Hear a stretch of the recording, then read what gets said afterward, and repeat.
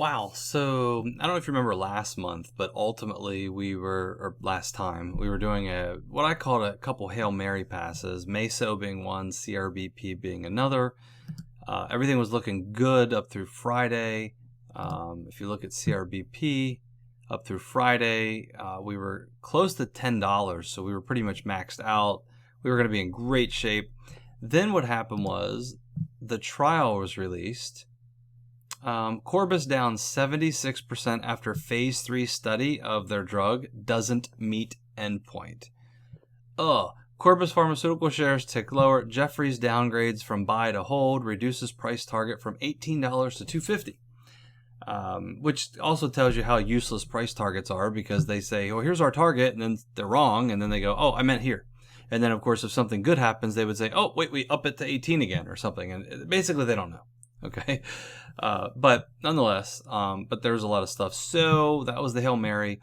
That one ended up being more like a pick six, if you're familiar with American football terms, because, yeah, I mean, not only did I get an interception on that throw, but, not good. Now, here we've lost $40 on Meso. That's our Mesoblast. But, I mean, even losing 40, remember, we made 400 on the call. So we're still up 360. So I'm okay with that. That's the Hail Mary pass. I mean, at the very least, we got a field goal out of it so far.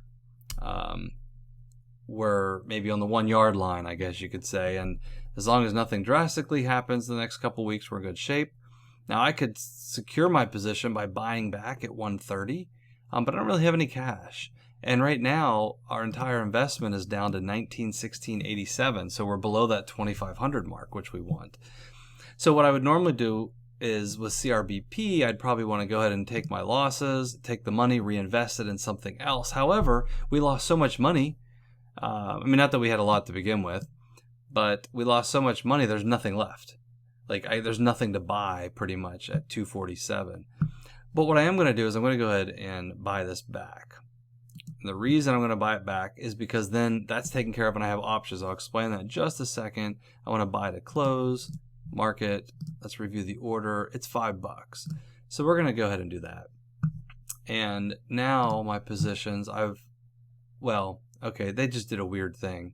Hold on a second. Transactions. Up 302. So we got it for $3. We'll take it. That sounds awesome. And so there's the 302. It's in the margin, but that will shift over and take it out of my cash account. So I'm basically down to about $39. But here's the important thing. Nothing's holding me to CRBP now. I can get rid of it if I want. Or if it starts to go up again, then I'll be able to sell the next option. So if you look right now, a $4 option, I can make $5, which is pretty much a wash. But I could do a 250 call and make $25. That way, when it creeps up to 250, theoretically, I get 25 of my dollars back. I lost 700. Actually, technically, I lost 441. But I get 25 of it back. Or I could sell, let's say, a $4 call for next month at $35. And then if it goes up to $4, I would get about $150 back plus the 35. Okay, that would certainly make me feel a lot better. However, I'm going to wait and see, because it's $35 for a $4 call for next month. That's 37 days away. But if they've got something else coming out they can work on, that would be great. And that might help it creep forward. But if it keeps sinking and I feel like it's going to keep going down, I don't have an option anymore, so I can sell it pretty quick. In fact, the irony is I wanted to buy more shares at 225 when it dropped, but I wasn't in front of my computer. And while I could make the trade on my phone, you wouldn't have got this recording. And to be true to this particular account and this project, I have to be in front of this computer where I can record it while doing it. So I lost out on some money, because what I was going to do is buy about 15 shares at 225. That would have helped me make a little bit back. I would have made another $25 or so. But anyway, doesn't matter. Now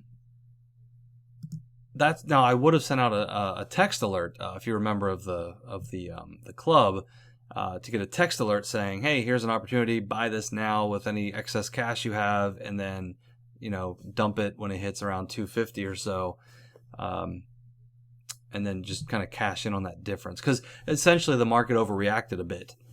So if I show you, not by a lot, 2 days, 5 days, maybe I need to do the 5-day one.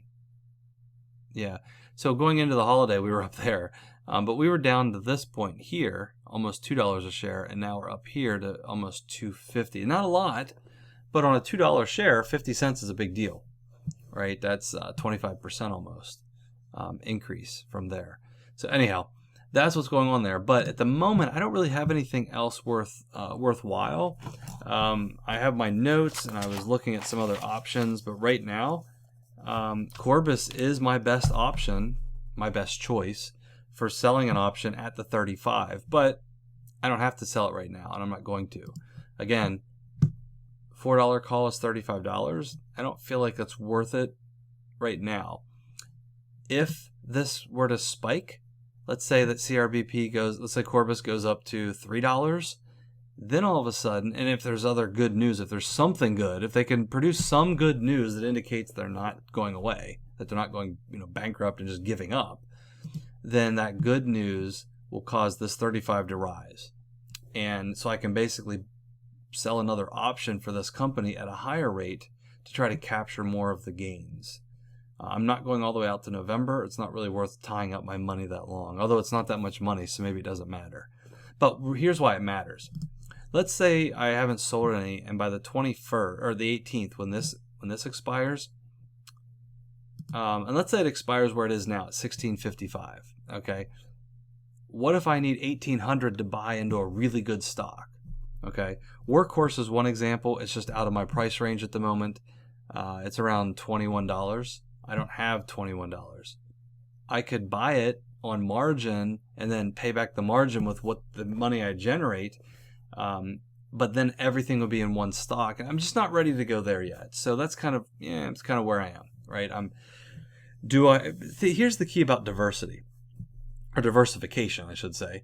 If I had 5 stocks, and one of them was Corbis, and I had a total of, let's say, 10,000 invested here, I would have lost 442 out of 10,000 as opposed to 442 out of 2,500, if that makes sense. And so 10,000 is really probably an ideal number to be working with here.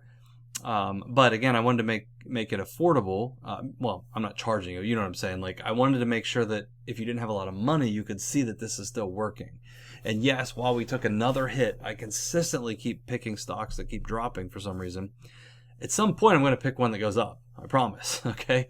But what I'm doing in the meantime is I'm capturing enough down here in the options that, like, for example, yes, this dropped $33, but we sold an option for $400. So I sold $400 and lost $33, so I'm still really good shape. And that's the key, that we're going to have to keep being aggressive in that regards to make up for losses up here. Okay, we'll be aggressive down here to make up for losses up here. So I think that's it. If I found a really, really, really good bargain, I would go ahead and buy this back at 130. That would leave me with about $1,600 for investing, I think. I'm not finding anything. For me to do that, I'd have to get at least $600 for a 37-day call, which is the next monthly. And I just don't see that right now. But if that opportunity comes up, I might consider it.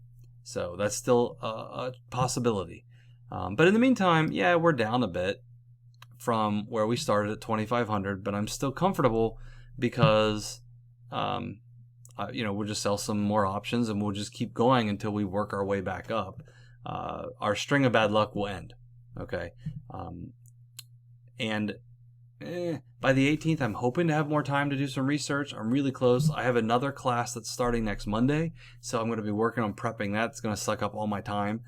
So I'm still not able to do a lot of research just yet. I'm trying to get there, though. And next week, I'll get the research in and find a good... I'll figure out what I'm going to do at that point.